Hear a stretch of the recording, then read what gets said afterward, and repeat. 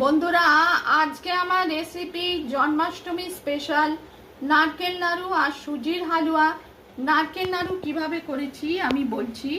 প্রথমে 2 cup নারকেলে 1 cup চিনি মিশিয়ে একটা জায়গায় আমি একটা বাউলে রাখলাম। এটা করলে নারকেল নাড়ু অল্প সময় তৈরি হয়ে যায়। তারপর ফ্রাইং প্যান জেলে গ্যাসে একদম লো আছে নারকেল আর চিনির মিশ্রণটা দিয়ে নাড়তে লাগলাম।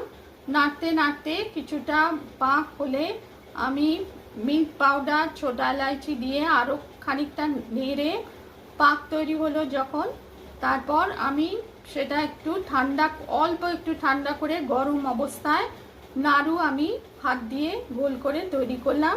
আর সুজির হালুয়া ড্রাই ফ্রুট প্রথমে একদম লো আছে ড্রাই ফ্রুটগুলো ভেজে নিলাম। 1 কাপ সুজির 1/2 কাপ ঘি দিয়ে আমি নেড়ে নিলাম। পরিমাণ মতো দুধ দিয়ে চাপা দিয়ে আমি আরেকটু সেদ্ধ করে নিলাম। সুজি সেদ্ধ হলে তারপর চিনি দিয়ে আবার ঢাকা দিয়ে সেদ্ধ করে নিলাম। তারপর ড্রাই ফ্রুটগুলো এর ওপরে দিলাম আর তৈরি হলো সুজির হালুয়া।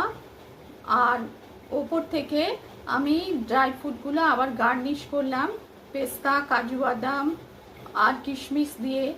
রেসিপি পছন্দ হলে লাইক করবেন, চ্যানেলটিকে সাবস্ক্রাইব করার অনুরোধ রইল।